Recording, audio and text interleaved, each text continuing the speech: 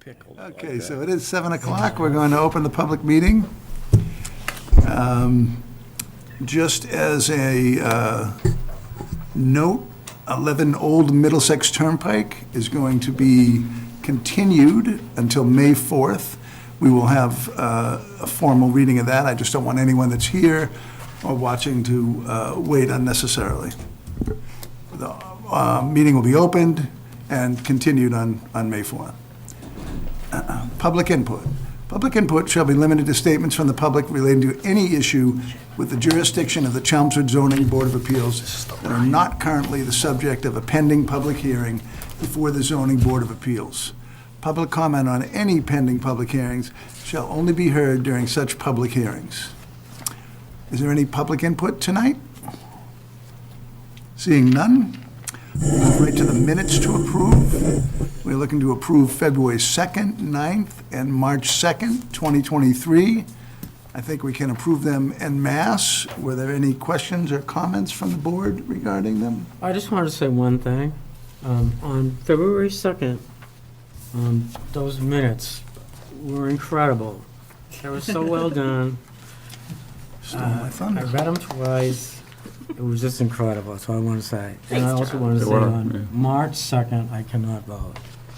I was not Okay, here so March 2nd. so we're going to approve the minutes one at a time then, because Charlie Okay, can't vote. yes. Could we? We can still We'll do approve one the at a minutes time. with 4 board members?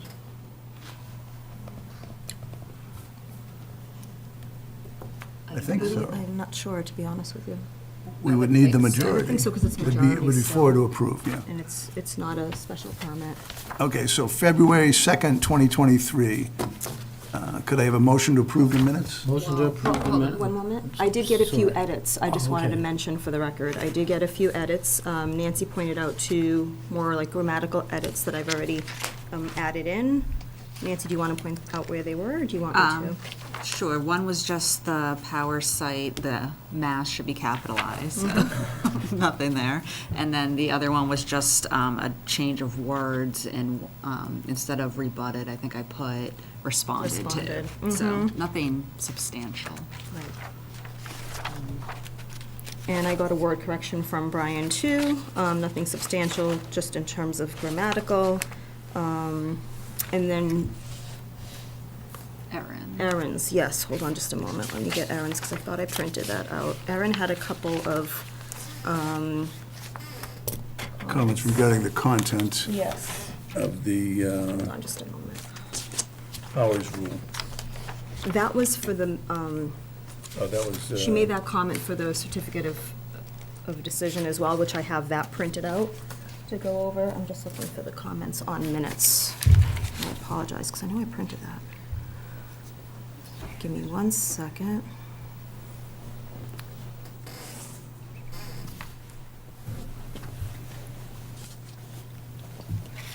And this is a continuation, I just want to make sure I don't forget to mention anything in particular.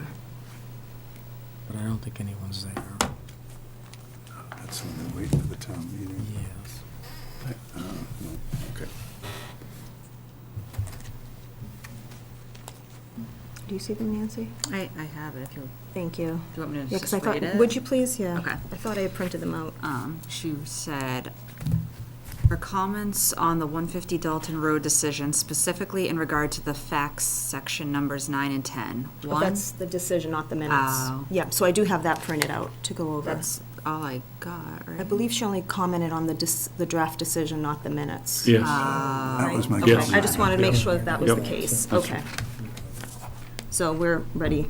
I can So make on those edits. February 2nd, 2023, can I have a motion to approve the minutes? Motion to approve the minutes for February 2nd, 2023 with the corrections as read. Thank you. I'll second. Second by Nancy, all in favor? Aye. Aye. The minutes of February 9th, 2023. Any questions or corrections? I didn't receive any comments on those. Okay, if I could get a motion to approve? Motion to approve the minutes for February 9, 2023 as written. Second. Second by Peter. All in favor? Aye. Aye.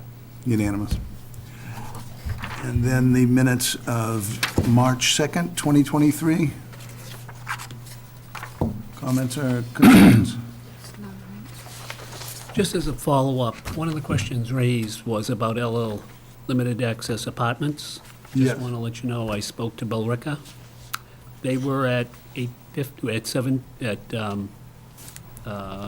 they had raised theirs to 800 From 750. from 750, and that was fairly recent. And I also checked with Westford, they were at 700, and they raised theirs to 800, And did, just a month ago.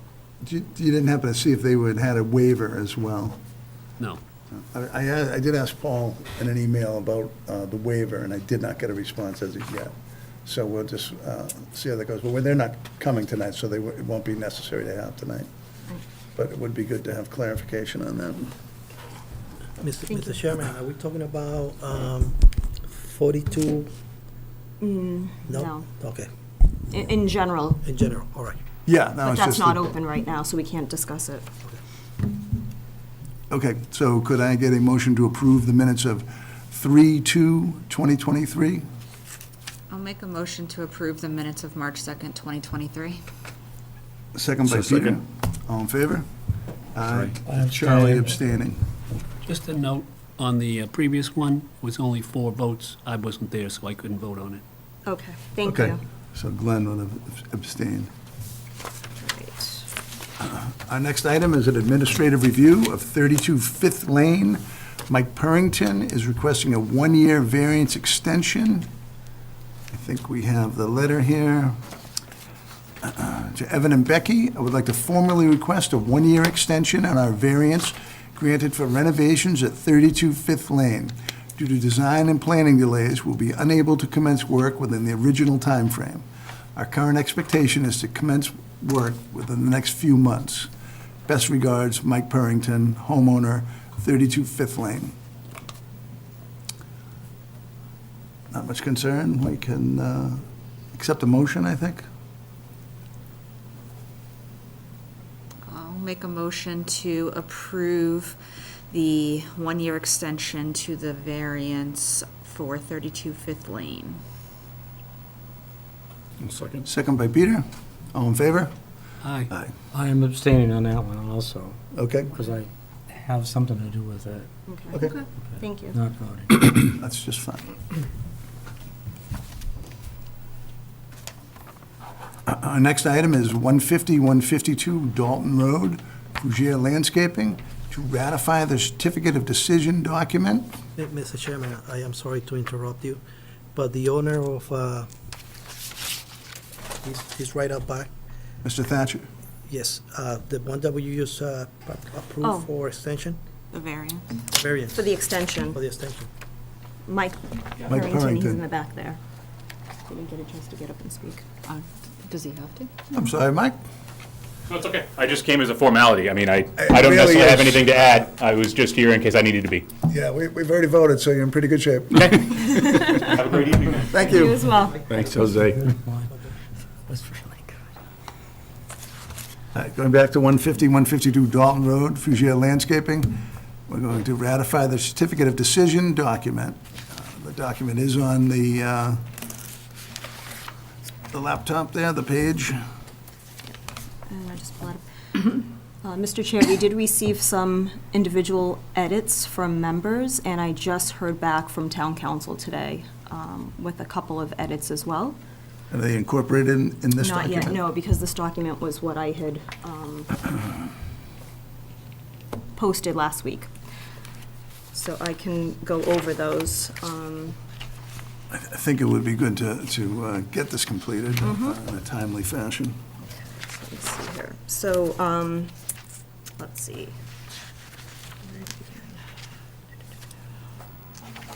Can So I I'll just go. edit on this? Can I edit on this? Okay, They're PDFs. but you can. Correct, you can? Tomorrow I'll go back into the You'll Word tomorrow do it. document. Okay, I was going to suggest I'll read them and you could Yeah. edit as we go, but we'll just work on that. Would you like me to go over each of the comments I received from each individual? I think it'd be worth Because doing. the board members yeah. had replied to me, so it wouldn't be deliberation on email. So then I can I can Okay, read those yeah, if you out. want to, Okay. I don't know how many there are, hopefully not too many. Not too many. Okay. That sounds fine. Stephen had initially expressed some concern and emailed me, and I can read out his email.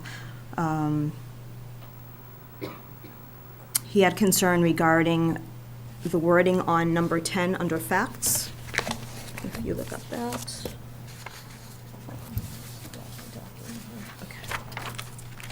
So as it reads now, the board further finds that the impacts on the neighborhood of the present use are not different in kind or in degree than the aforementioned historic use.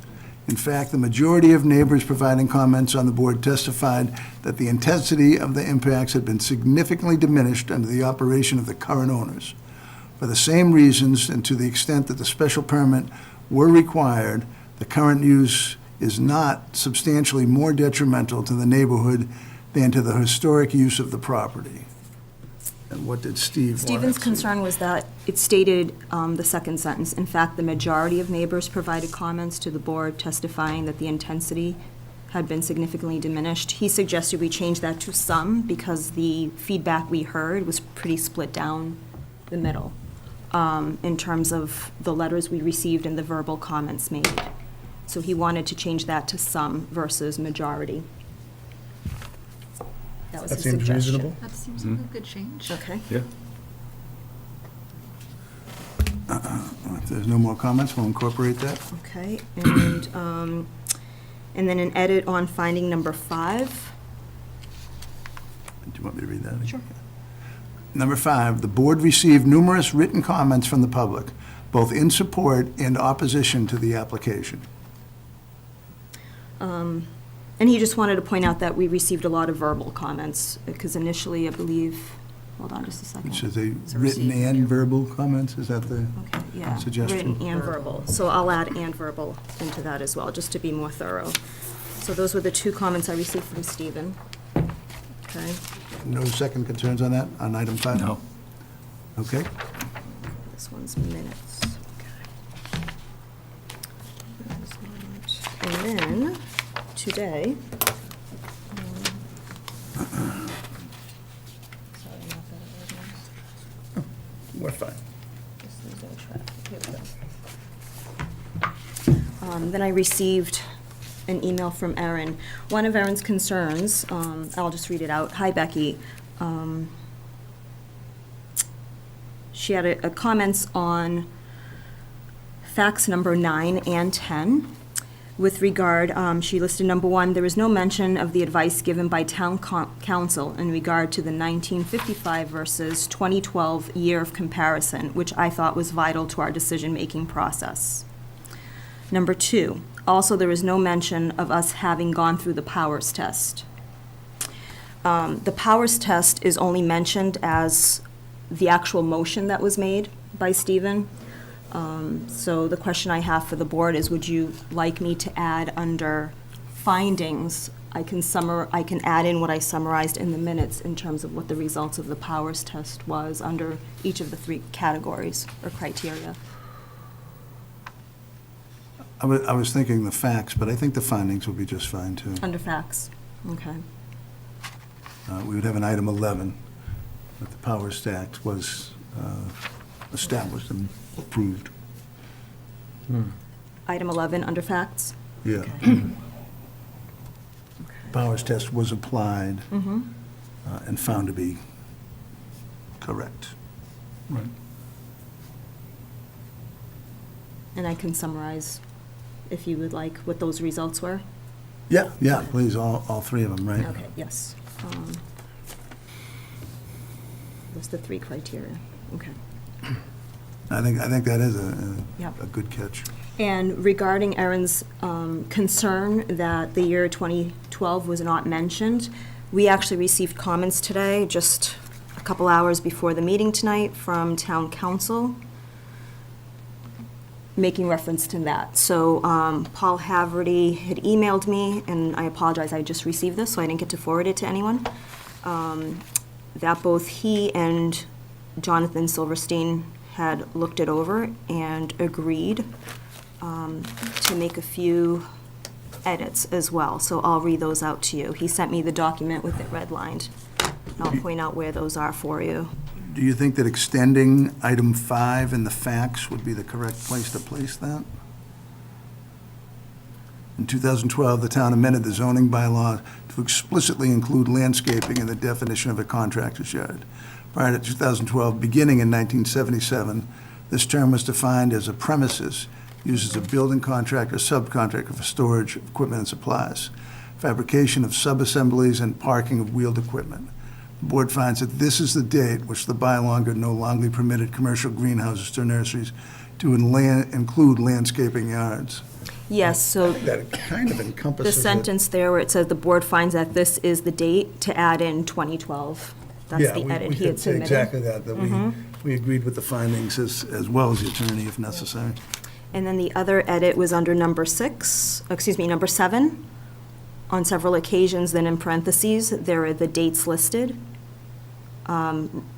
referring building officials in the town who recognized the use of the property as a legal pre-existing non-conforming use. The year 2018 had been omitted when Attorney Silverstein had sent us the original draft. So it should also say 2018 after 2012. Okay. Okay.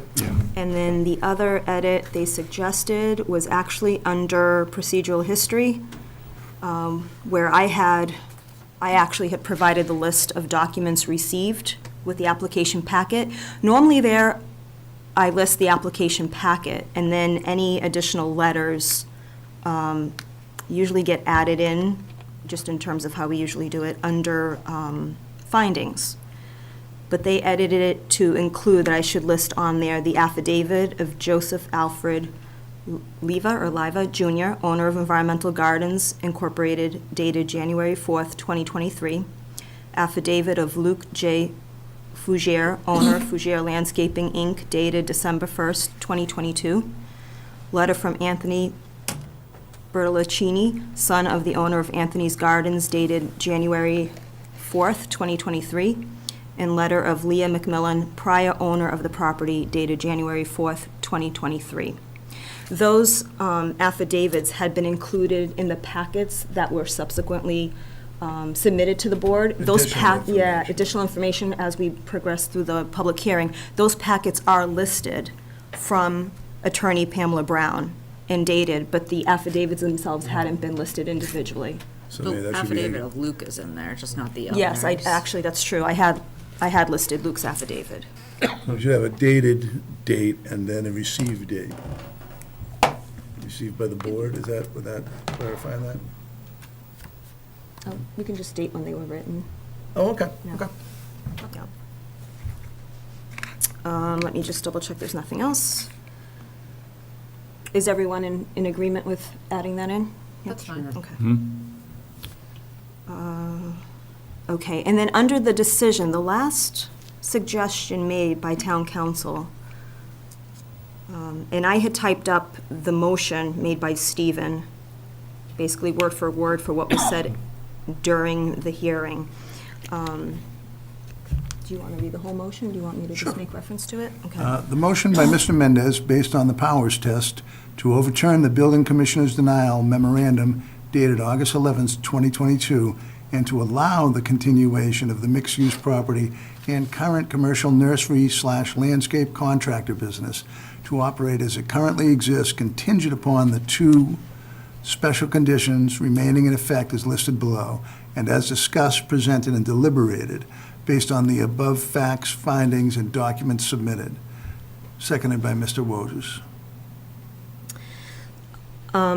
So town council had X'd out the word denial letter, but I had just put that in there, that's how it was worded on the letter itself. That's what it was. And he put in a box that versus denial, to edit it to say opinion that, okay, I'll read it over. Instead of the building commissioner's denial memorandum, rather state building commissioner's opinion that an amendment to the 1955 variance for a garden shop was required. So to overturn the opinion that the 1955 variance for a garden shop was required, and then continue with the rest of the motion. Okay. It just seems more clarifying. More thorough. type- Everybody good with that? Yeah. Okay. Okay. So I think I would ask for a motion to Ratify. ratify the decision at 150, 152 Dalton Road. I will make a motion to ratify the certificate of decision for 150 to 152 Dalton Road. Second? Second by Peter. All in favor? Aye. Aye. It's unanimous. So I will make these edits tomorrow morning, and then we can have it signed and filed with the town clerk. Okay, if you text me when they're ready, I don't know if there's a super rush, but I'll be glad to come down and take care of it. I'll be around tomorrow. Thank you. Is it, the offices are open Good Yes. Friday? Okay, Yep, we're open until 1. till 1, okay. Okay. We have a new public hearing, 11 Old Middlesex Turnpike. They are requesting a continuance without discussion to May 4th, 2023. I could have a motion. Make a motion to continue 11 Old Middlesex Turnpike to May 4th, 2023. Second. Second by Charlie, all in favor? Aye. Aye.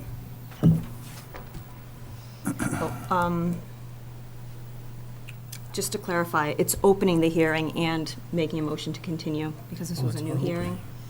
Oh, okay. Yeah, it was a newly posted meeting. I will make a Oh, if we're gonna motion open to the hearing- open and continue without discussion you. to May 4th, 2023.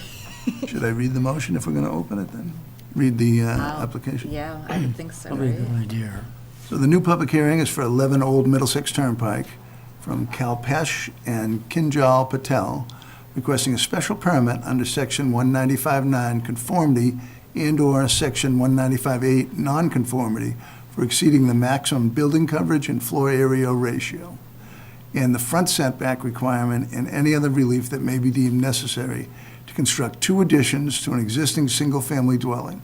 The property is located in the RB district. And now, could I get a motion to continue, as we're open, to continue till May 4th, 2023? I will remake my motion to continue 11 Old Middlesex Turnpike to May 4th, 2023. I'll second By the Peter? motion. All in favor? Aye. Aye. It's unanimous.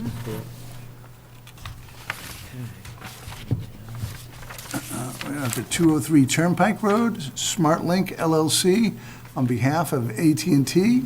They're requesting a modification to a previously approved wireless facility special permit for the removal of 9 antennas and replacement of 12 antennas and other associated related cables and equipment will be removed and replaced onto an existing cellular tower and platform, and any other relief deemed necessary. This property is located in the P District, parcel ID map 106, block 397, lot 1. Someone here tonight representing SmartLink LLC?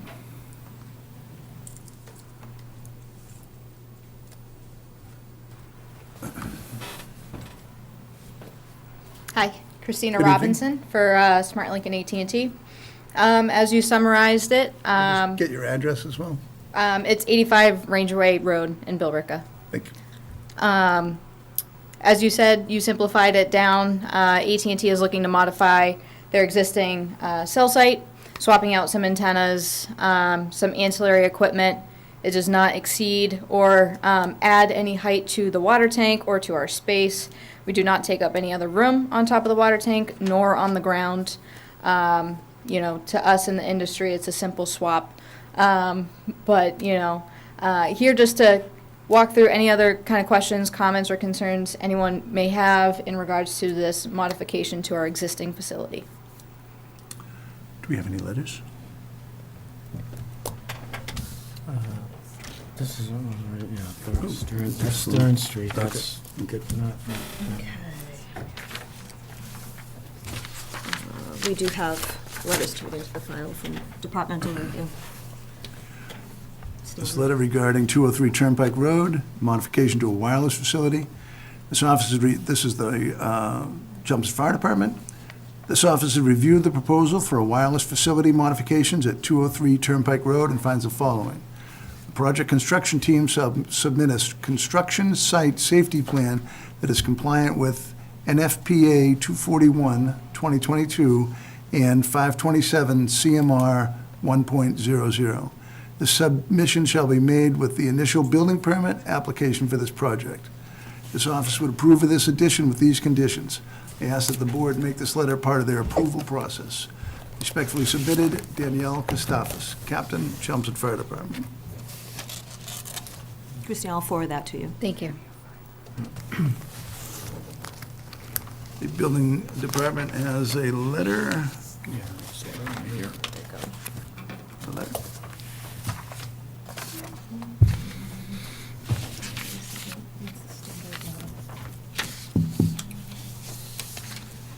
While we're looking for that, DPW Engineering regarding 203 Turnpike Road has no comments. Chelmsford Water District has no comments regarding 203 Turnpike Road. The Building Department has the following letter from Jose Negron, Building Commissioner, December 13th, 2022, 203 Turnpike Road. Please accept this letter as a denial to your proposed antennas modification at the above regarded address. You would need a special permit from the Board of Appeals. Please make an application to the Board of Appeals within 30 days of receiving this notice to appeal this decision. Thank you. Respectfully, Jose Negron, Building Commissioner. And you are here tonight for that very reason, so that works out well. Yep. Do I have any questions from the board regarding this Was- application? Was a special permit already given previously for this? Yes. I would have to Previous assume when the decision. original That's part of the antennas packet. went in. I read some of it, and it said it extends, was granted for 3 years, right? And then there was a 5-year option. I thought that's what I saw too. Yeah. I just have an off-the-wall I question. missed that part. Yeah. Um, You cannot get a discount on your cell phone. I can't? so Whatever else you got. How many more years are we gonna have cell phone towers? No, because someone said there was a limit, like 25, maybe 20 years. I mean, I can't look into the future. I mean, from knowledge in the industry, it's going to be here for a while, very long time. So that's over 20, I take it? I was Trying to fill it in, that's all. for a long, long time. Okay. Heard it from you. Seeing no other questions regarding Charlie's bill. Is there anyone in the audience that would like to speak in favor or opposition to this application? Oh, we're not on Zoom anymore, right? That's all. No Zoom. Seeing none, accept a motion to close the public hearing? I'll make a motion to close the public hearing. Second? I'll second. I'll say, Pete. Second by Peter. All in favor? Aye. Aye. Okay, close it. I have no issues with it. Yeah, it's what we really by law have to do, approve it. Well, it doesn't seem there's any issue whatsoever. I mean, No. It's taking up the same amount of It's space from what I self-service, read, and that's it's right. not changing anything, so it seems like it's. Yeah, it's just an improvement, hopefully. Yep. Yeah. That sounds like a motion, doesn't it? On that, I could make a motion that we approve the modification for 203 Turnpike Road from SmartLink on behalf of AT&T. Second? Peter? Yep. All in favor? Aye. It's unanimous. Good luck. Thank you. Have a good night. You You too. as well. I'll take those letters back. Our next public hearing is 13 Stern Street.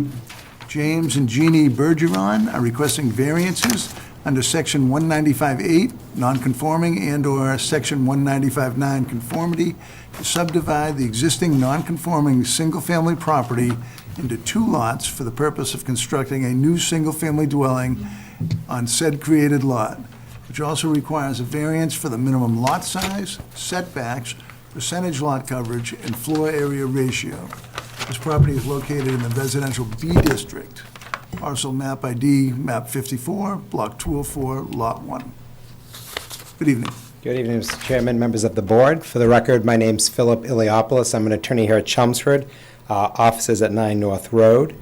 Joined here tonight by our applicants who are a little nervous to sit up front. We have James and Jean Bergeron, and also here with Katie Enright from Howard Stein Hudson. So we're here for a variance. Primarily, it's for a lot area. You'll see that the sort of other minor variances relate to the two houses. The new house that we're proposing would go on this new lot, sort of side variances between the two. None that will affect any of the abutters, but lot area is the primary one. And it's kind of an interesting, I don't know if you had a chance to read my project description and my criteria, but we're kind of approaching it from a different perspective that really, honestly, I haven't argued before, but read some case law about. And when we think about variance, we're always kind of focused on the lot, that there's something odd about the lot, the size, the topography, the shape, and that really is the only variances I've argued under. But embedded in the actual test is owing to circumstances related to the land or structures. And I just have never thought to approach it from that perspective. So when I started to research the cases, there were cases that looked at the location of the structure as a means, a test, a portion of that what if, that hardship. First of all, kind of looking at the lot itself, Katie will walk you through a really nice map to show that even with the variance to subdivide the lot, it will be bigger than most be equal to or bigger than most of the lots in that neighborhood. So certainly, we don't believe anything here is going to be detrimental or degradation to the neighborhood because some of the lots that are direct abutters to us are smaller. When we look at the hardship itself, the case law has basically said that when you look at the structure, and the structure is in a location that leaves a portion of the back land unusable because of the bylaw, that unusable portion of the land can create the hardship. And in fact, I kind of tried to put it in my own words, but the judge said it better, is that the unusable portions, when you look at the circumstances that create the hardship, there has to be something that the board can weigh its hat on. It has to be more than just simply a non-conforming lot. And the court found that because of the unusable back land, when the house was first built, a similar case, the back land, the unusable part of it that the bylaw is now making unusable, created that more that can be the board's authority to grant a hardship. So let's walk through the plan, walk through some of the lots in the neighborhood, but then we can maybe circle back for a minute or two more on that hardship, okay? All right, good evening, everyone. Katie Enright with Howard Stein Hudson. It's been a while. Becky, if you could bring up, let's bring up the site plan first, but if we can toggle between that and the locus map, I think that would be helpful. I'm going to skip over, obviously, all the legal and go to kind of the practicality of what we're looking to do. And if I can move my microphone to the front, will you guys be able to hear me if I point? I believe so, yes. Okay. It's just a little bit easier when I can kind of show you guys what's going on. The lot that the Bergerons sit on, this is their house here today. Their house is too close as it exists to Stern Street. It's about 26 feet off Stern Street and in the existent. This is the house, and then there's a garage here at the back, and then there's a yard area with a fence around the back of the house. When you look at the lot itself is 30,000 square feet in existence.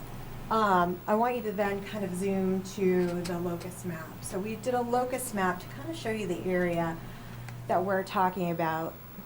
Hold on just a second. No, the other map. Oh, the itself. exhibit? The exhibit, yep. Let me grab that. Yeah, we don't need to look at that small one. This is a lot easier to see, Mhm. but, so this lot here, that's all in yellow, is the Bergeron's lot. So the lot line right now comes all the way around here. This is the new proposed lot line. So this is where it sits in, this is the neighborhood it sits in. What we've done is kind of color code the neighborhood. But you can see if we take this yellow lot and just look in the immediate area, and actually if you zoom down or pan Mhm. down or pan out a little bit, actually just pan out, go to Pan the out? negative, yeah. Okay. 495 is right here. And you can see these houses, the backyards are on 495, and then there's Manning, and then there's Clancy, Manning, Stearns, Huntley here. And as you drive through the neighborhood, the houses are all very much one after another as you drive through all of these streets in this neighborhood. And this is the neighborhood that basically you get on either from the Lowell Connector, it's on the other side of 495, or if you go all the way down River Neck Road and take the left onto, is that Carlisle? It is. Yeah, and then take that immediately, so basically you're on the other side of 495, part of Chelmsford, like it's basically tucked into Lowell. All the lots in this neighborhood, as you can see, we did a little zoning analysis based on assessors. Everything that's blue doesn't meet lot area, and everything that's red doesn't meet lot area or FAR due to the assessor's square footage for the house and the assessor's square footage for the property. So you can see as you drive through the neighborhood, and you can see even looking at this one large lot is so much larger than everybody else. And actually, as you're driving through the neighborhood, what you see on Clancy Street are other houses facing Clancy Street, but when you get to this corner, you see basically the Bergeron's backyard. So it's very much just like a different or a unique situation in the neighborhood itself. In the creation of these lots, what we've looked at is essentially the house that exists on Stearns is close to the road. It really feels like most of the houses along Stearns are pretty close to the road. Now, it's just the way the neighborhood was laid out. So what we looked at doing was essentially looking at the existing structure that's there today, putting an offset to the back of it. So if you can flip me back to the other map. Mm-hmm. And what we looked at doing was, could you just, you can't toggle up there. All right, zoom back out. This is when it was easier to use boards. Yes. I brought them in case technology didn't work. The only offsets that we're seeking relief from are the offsets to one another. So the offset from the rear of the existing garage to the property line that we're creating, and the offset of the rear of the proposed house to the lot line we're creating. And those are actually side lot lines because we have roads on basically 2 or 3 sides of this property. So we have Stearns, Huntley, and Clancy. So we have frontage on all 3. So where we're seeking the relief for setback is here. It's to one another at the backyards.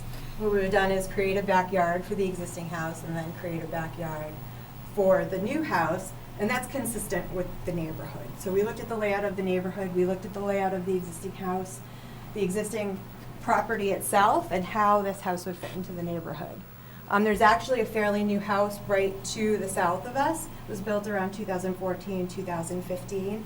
It's like a pale green color colonial with a garage right here next to us. And as you drive through the neighborhood, you'll see lots of new additions and lots of improvements being done to a lot of the other properties.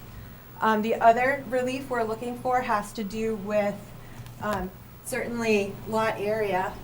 I don't know if this is being looked at. I know the planning board and master plan is looking at existing neighborhoods that really don't make sense with the current zoning. This is one of them. I mean, you overlay an RB zone in a 40,000 square foot lot, and if you looked at that other locus map I prepared, there's, it's maybe 10% of the lots that meet the requirement of the RB zoning district for area alone. That's not to mention houses, FAR, setbacks. I didn't even look at that stuff because we didn't survey all of it, and I didn't want to start guessing numbers from assessors for setbacks.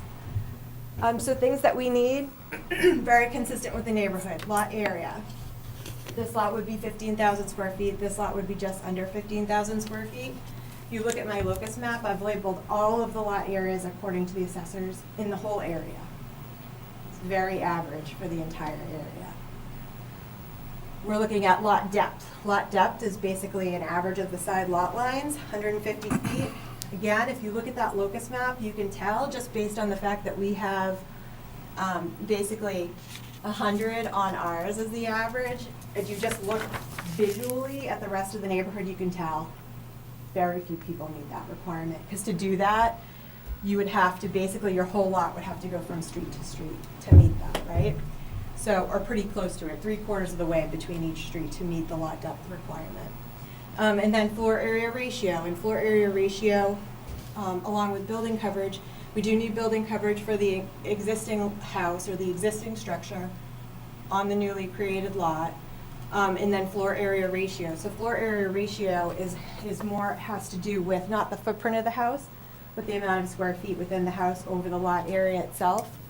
Again, if you look at that map, we've specified which lots in the whole area, the other color-coded map, the other lots in the whole area that don't meet the gross square footage over the lot area, per the assessor's information for the gross floor area over the lot area as shown in the assessors. So again, very consistent with the neighborhood. So what we really looked at was looking at making sure this was not detrimental to the neighborhood, making sure it was in fitting with the neighborhood, and making sure that essentially this is an empty space that filled in will complete this corner and really basically continue the frontage that you see essentially everywhere else in the neighborhood. So with that, certainly look at both the exhibits we gave you. If there's a concern about it fitting in with the neighborhood, I definitely, if you haven't been able to drive through the neighborhood recently, I had. Oh, I have, I don't know if Yeah, anyone it's else good got to an definitely opportunity. do that, I think, and drive through the neighborhood and see just the patterns of how the houses are laid out, the way the yards are laid out, and the way the roads are laid out. And I think you'll see that this is very fitting with what's being proposed. I think one thing that Phil kind of glossed over was kind of the reasoning behind this. The Bergerons, due to health reasons, cannot stay in this house anymore. It's too big, there's too many stairs in this house. They know that they're either gonna need to modify a house, and they actually want to build a house that they could stay in Chelmsford in. So they actually want to live behind their existing house. In this new house, as you can see, the footprint's not very big. The plan would be to build a master bedroom on the first floor so that they could have first floor living and be able to stay essentially in their neighborhood right behind their existing house, but build a house that this is an 1,800, just over an 1,800 square foot footprint that they themselves could stay in. And with that one piece I left out was we do understand that we would need to build a septic system here. We haven't gone through that process yet, but we understand that we would not be able to hook into sewer for this.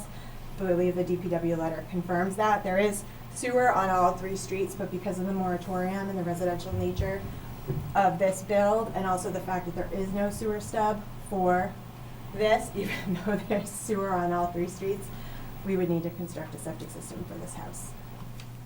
With that, did I miss anything? No, I was just, Okay. no, excellent. I was just going to mention, and I forgot to mention it too, that another, I think, aspect that makes the lot odd and gives you, I think, an argument for hardship is that the lot abuts 3 streets. It's very rare to find a house, you find a lot of corner houses. But except for some neighborhoods like this, and this might be one of the few lots in the entire neighborhood that has 3 streets on all 3 sides. So I think it's a unique situation. I know the board's always worried about precedent. I think it's very unique from that perspective. Again, I think the legislation, when they created 40A Section 10, again, gave the board the ability to look not only at the uniqueness of the lot, but of the structure itself and the test that I brought forward, where the board can look at the location of the existing structure as creating authority to grant a variance. And again, I'm glad Katie brought it up, not because it creates a hardship, because it doesn't. So I'm not arguing it from a hardship. But I think it's good to know what's the motivation. Why is someone bringing this forward? Because these aren't things that typically are looked at as things that we like to see, or, you know, that the board would usually support, but it is a medical issue that's kind of driving it.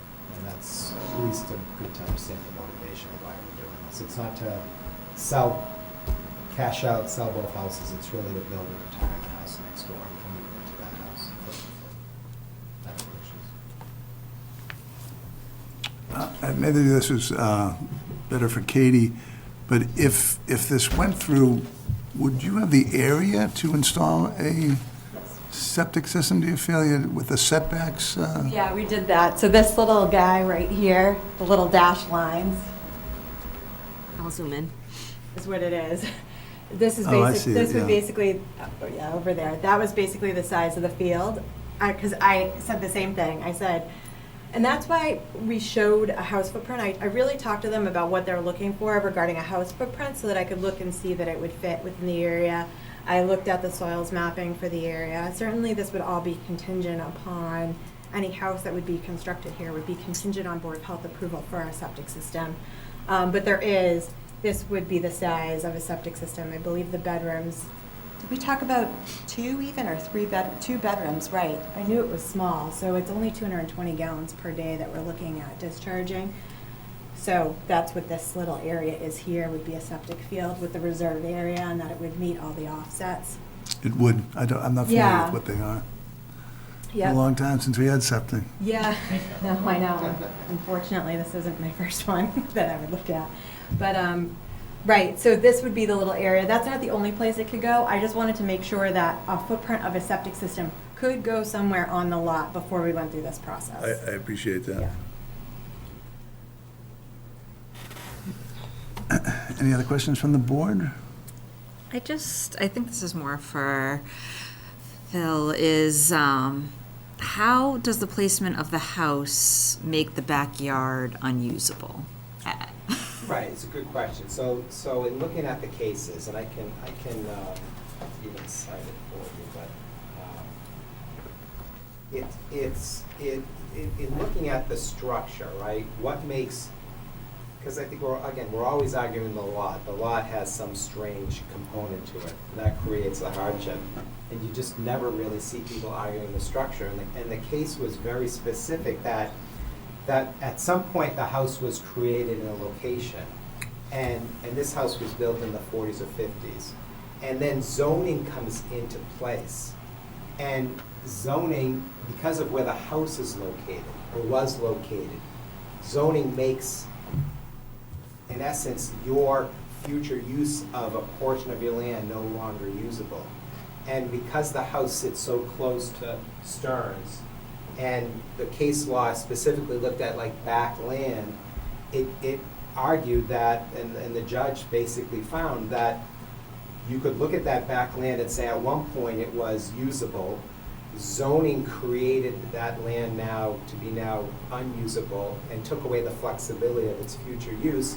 And the board can use that as authority to grant a variance. I'm not saying So you the- have to, but it gives you the authority, the location of the structure, and its prevention of the use of back land gives the board the authority to grant a variance, is what the case said. So when you're talking about the use of the backland, you're talking about building another structure pre-zoning? Okay. Correct. So that in essence, but for the future change in zoning, you could have created another structure there. Okay. It had frontage on another street. If this was a typical lot where it was just woods back there, we wouldn't be able to use that argument because the rear lot would be useless. Here we're surrounded by 3 streets. So it creates. There's frontage. You had frontage, you had the ability to build something there, but for zoning, you could have. So the zoning, in essence, created the hardship because of what could have been done there. Which is a little bit different than we, again, normally arguing. Normally we've got a street, there's frontage on one street, we've got a property, and we're trying to just subdivide it. And we're arguing variance for lot area, but, we're missing some things here. Here, it's, like I said, you've got the frontage, You've got the fact that you surround on three sides with streets, which is extremely unusual. I can't think of many places that I know that have that component to it. And you've got the other lots in the neighborhood that really wouldn't degrade from the neighborhood. So it's kind of creates a unique situation that normally isn't before us when we're dealing with lot area. I mean, let's face it, the board doesn't love to hear lot area variances. It's rare, that's It's certain. rare, right? But it's rare that you've seen something like this. So it does distinguish it. Thank Could you. I ask what, I'm sorry, go I ahead. just said thank you. Yeah, no, but it's a great question. It's What again, something precludes you I kind from of learned from this. adding an addition to the existing home and creating the space you would need to accommodate it? You certainly would have the setbacks, you have the space, it would resolve your sewer issue, and wouldn't leave us in a very difficult position of having to grant a variance that we really don't grant. Right, so it's really, I think, more based on some of the medical piece of this, that the house is too big, that this, even if you built an attachment, now you've got this even bigger house to kind of take care of. And, like I said, they're just looking for a small two-bedroom with master on the first floor, they're not looking to make their existing house even bigger on the lot. Glenn has a question. I think, go ahead. How many square feet is the proposed home? It looks quite a bit bigger than the, She said 1,800? It's 1,800, the footprint itself is 1,800, and for the FAR, we included a second story. is that going to be proposed as a second story? They haven't, we don't have an exact plan yet. Okay, so we don't have to have the second story. So yeah, it could just be the 1,800, and if that's the case, it would be the 1,880 Would divided by. that get us in the FAR requirement would- for the FAR, if we had 1,800? That's what I was just gonna check. Oh, you're gonna check, I'm sorry. I have to get my phone, because I can't do that math in my head. Yeah, I think I can't do it Anymore. either, so I get it. Brian, Glenn has a question. Oh, Glenn, go right ahead. I certainly agree with the intangibles associated with doing it. But if you approve this, aren't you opening up every single lot in Chelmsford of size that built a house at the front rather than building a retreat lot? I think so. Technically, the board is not held to precedent, but I think that precedent is very real in applications and referrals. It's, why did this person get to do it when we can't? Even though our obligation is to say, in this case, what did we do? But, so we're not held to any precedent, but I agree with you that precedent is still a factor in this. And I don't know what would stop another person coming in. And there are other lots Same. in this plan that are large, that theoretically they could split them. The plan that they showed, I actually looked at most of those, and this is, I think, the biggest lot in that neighborhood. That doesn't necessarily, 21 Manning Road is actually a 30,000 square foot, a little over 30,000 as well, and there's three sides on that as well. It's at the bottom, it's an oddly shaped lot. If you look at this one. we're just under 30,000 now, right? So 21 Manning would be the biggest lot. Yeah, 30. We're 30 as well, I think. and it's similar to, with the three streets. And the green ones are the ones that, are over 40. It's right here. I think the difference too is where's the location of the existing structure on Manning, which I can't see on this map. Yeah, right. But kind of that's where the case law came into play. If the existing house sat right in the middle of the lot, we wouldn't have that argument. But because it sits right against Stearns and it creates what would have other been a buildable lot that had frontage, but for the zoning, again, that gave the board the authority to find a hardship. It seems odd that all of these are laid out, except for this one, that is not two lots. Well, I think they were all subdivided years ago, flipped out years ago. Right, you know? but all of them are of basically the same size. And this one would beg you to say, draw a line top to bottom and make it two lots. which would have mean more money for the developer originally, and for some reason, it wasn't done. Right. Is there something associated with the back land for some reason? No, I just think it was one of those few that didn't get subdivided years ago before the town made it 40,000 feet. I don't know when it made it an RB, Could have been a but, farming area that someone wanted the larger lot. There's any number of reasons that it didn't, right, but it becomes a problem that it didn't as well. right, right. I mean, at some point, it's under the hardship of not having done it years ago before, kind of, it's sort of like the person who doesn't sell out and everyone builds around them, and now they don't really fit in with what's around them. In a way, we don't fit in anymore with what's around us. This would certainly make it consistent with what's directly around us. Again, precedent, the courts have, there's no gray area there. There's no such thing as precedent in terms of legalities. No one can come here and appeal a decision based on another decision as long as the board distinguishes it. But I understand it's a practical concern, but I think the town council would tell you it's not a legal concern because there is no requirement for the board to treat everyone the same. Well, is it something that town council should look at because he's coming with a whole new perspective that never been looked before at by the board, I believe? I would not have a problem with asking town council to review it. I mean, he's brought forth several cases, but we don't know anything No, I about think- them, I and think town that's a council great would need to idea. research them a bit. I'd be very comfortable asking Mr. Haverty to look at the case law and give us an opinion as well. I think that's, fine. It is a novelty way to argue it, because again, even though it's clear the test has both land and structure, no one ever discusses the structure. They really only focus on the land. So I think having town council provide an opinion that the board can look at the structure, whether it's the board's purview to decide whether that creates a hardship, but certainly it's something that can be looked at by the board, so I have no problem. I gotta do my 2 cents, Brian. Ready? Yeah. Get the Since story? this is zoning, we kind of try to uphold zoning whenever it's possible. And we usually do zoning for setbacks, or sidewalks, or garages, or whatever. And you come in with a 40,000 square foot lot, a 30, that's supposed to be 40. My mind would be thinking a little bit harder if this was all zoned RC. I would think about it. But since it's zoned RB, I just don't have much to say about it other than it does, as far as I'm concerned, it doesn't meet topography or soil conditions or size or shape. And it's a great point. It's a great point, Chad, but why would the town ever zone this RB? Why would that make I wasn't there, Phil. Right, but that's, and I think that's why this board's here. When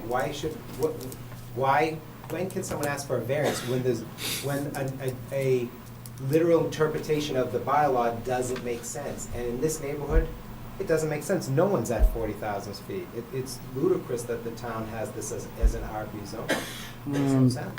Can we change that? Well, you'd have to go to town meeting. But someone could do it though, right? Yeah. I think the zoning for neighborhoods like this, I believe, I don't know if this specific neighborhood is in it, but I know that I the think this planning falls in the same category as the Westlands, board is looking at it. which yeah. is, Looking at it, this is a okay. pretty big neighborhood. I don't know if there's 100 homes, but the Westlands, they're huge. And the whole space of what's considered the Westlands, and they're all RB, and it'd be, Yeah. I think it would be really difficult to change the zoning And to if we were all accommodate it. 1 acre lots, everyone around us was 1 acre lots, and we're coming in here saying we want 2 half-acre lots, it would make perfect sense what you're saying. I think the I town's think it point equally was makes to. no sense that this is an RB zone. It shouldn't have been. Well, I can agree with Because that. no one can, basically the town saying, we're gonna create zoning, and no one's gonna be able to conform to it. It makes no sense. For new construction. I mean, what's existing Well, is yeah. all accepted. I'm sorry, I just realized the microphone. But there's no areas for new construction, it's all existing Right. homes. You'd have to, I mean, no one's gonna buy 4 houses, knock them down so that they have now a conforming lot. Right. It's never gonna go in And reverse. the other reality of an RC is that it becomes a two-family too, so there'd have to be and others, I think we wouldn't want to make this all two-family. I don't think that would be a practical application to go to RC.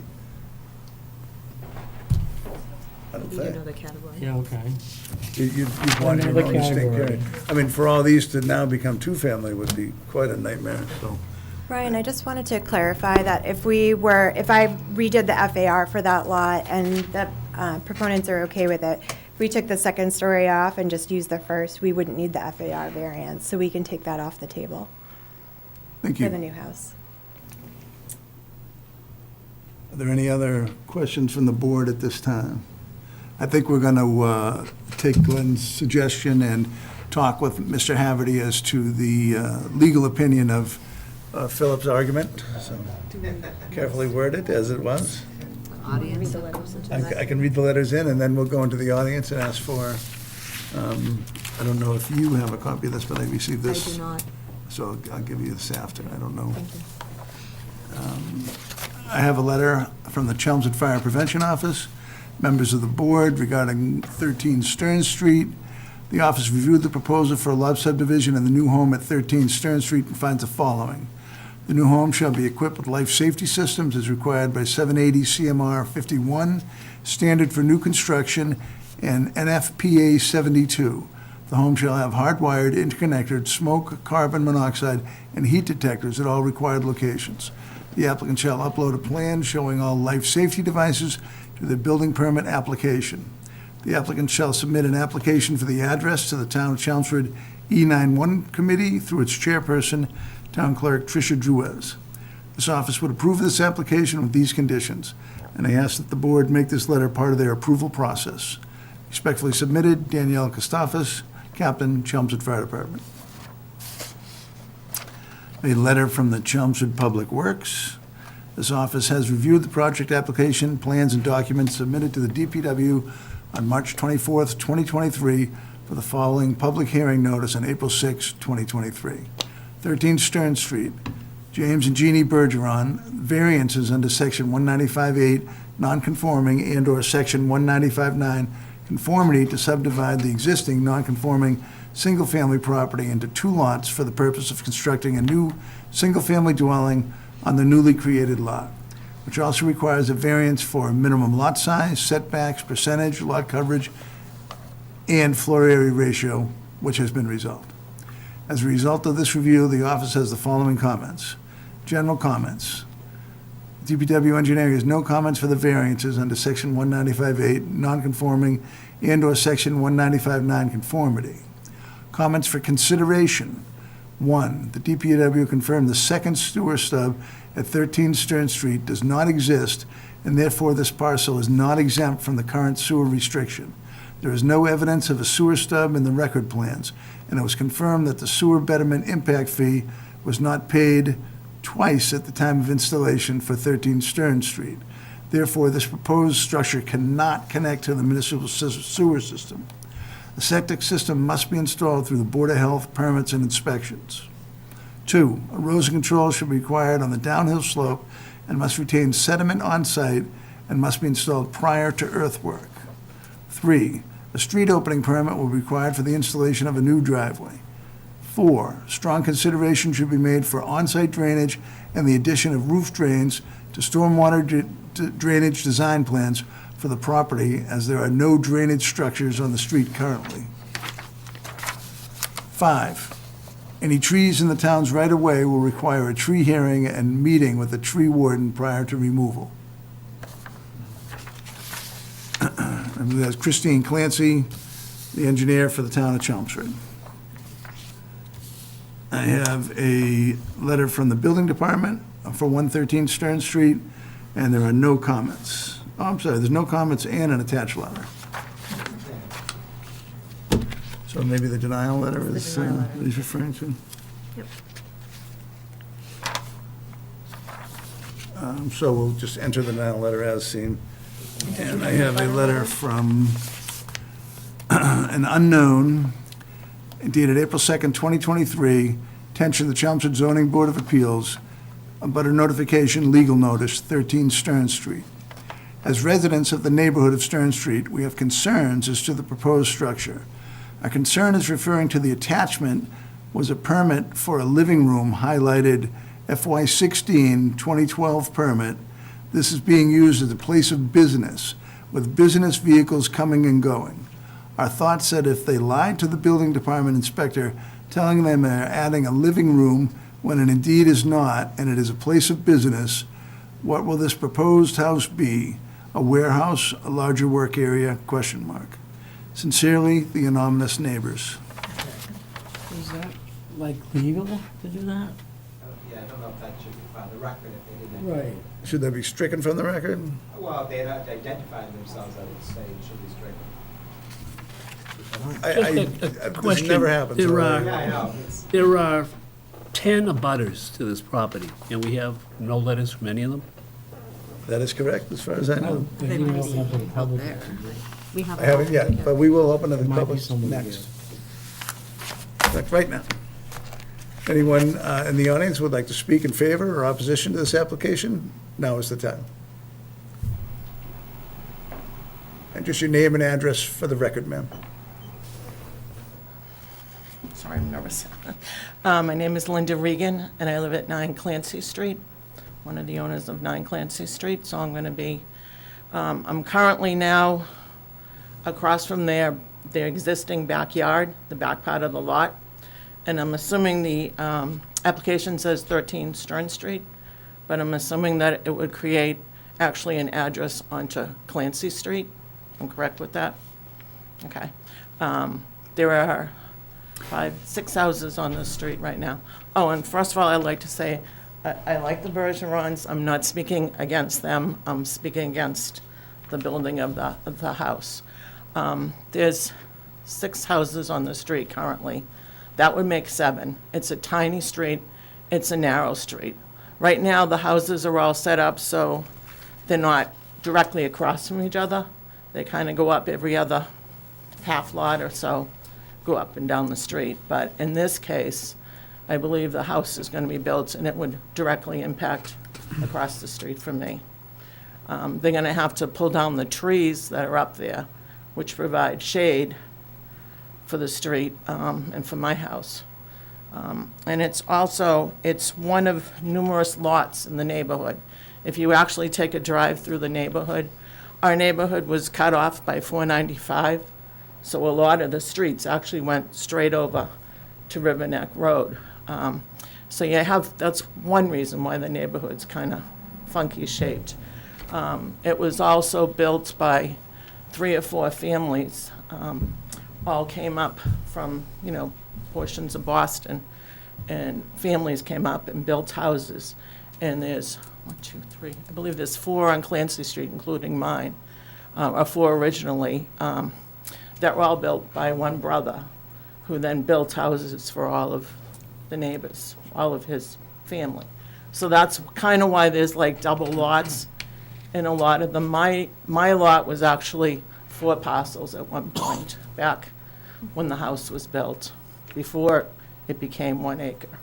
But there are numerous lots in that neighborhood, if you drive around, that are sided on 3 streets or are double lots. Mine is actually a double lot. It goes from the front and it backs onto Dunstan.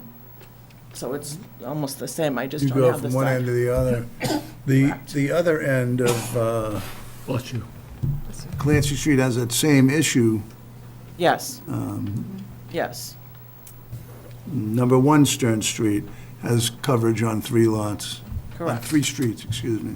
correct. That's why I said there's actually numerous ones in that neighborhood. 20 Huntley, 16 Huntley, Yep, 12 Stearns all have that same, yep. Manning, so There's some on Manning, there's, yeah. 21 Manning. yep, and there's a lot of double lots, like my house, like the Bergerons that front on one street and back up to another street. continuing all the way through. Right. So I think that, I know you're looking at one exception, but I think it might open up to a lot more exceptions just in this neighborhood alone. Yeah, 32 Dunstan Road.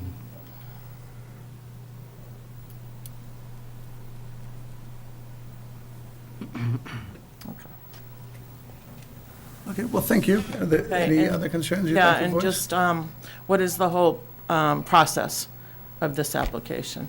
So they've applied, and we're Yeah. taking it under advisement. I believe what's going to happen next is we're going to continue it until May 4th, and at that time, town council have weighed in on Philip's argument that it is an acceptable hardship for a variance to be issued, which is our decision, but he's going to clarify. It's some case law that Philip quoted that he sees a correlation to, or not, as he sees fit. Okay, and would there be a public hearing at that point? Oh, too, yes, or- that'll be an open public hearing. We're Okay. going to continue this evening, Okay. but it will not be closed to public comment Okay, or any other evidence to be presented. okay, and then that night you might vote on it formally, and that would Possibly be... render a decision, yeah. If there's more information that the board needs to assimilate or look into, I would think, I can't even really hazard when we'd vote, but I would. Right. I would- I'm just I would trying to think if learn a little things bit are- of the process. Yeah, so you're welcome and on May Okay. 4th, and we'll continue in just this manner. Okay. And then if it's approved or disapproved by the zoning board, does it go anywhere from there? If the zoning board decides to approve it, you would have 21 days to appeal, which would go to land court if you chose to, or anyone chose to. And after that date, it would become law, I guess, or, Okay, so it doesn't go Become like to effective. another board after that? no. Okay. no. All right, that's all I had. I just Thank you. asked one question. There were 10 neighbors, and you were the only one to appear. How did you know about it? There's another young lady there. There's another neighbor. I think there was somebody else too that left earlier. And I got the anonymous. letter and I said, wow. So, and I am going to be directly across from it, so maybe, I don't know. I'm surprised that there aren't other neighbors here, but I can't speak for them. Thank you. Thank you. Would you care to speak, ma'am?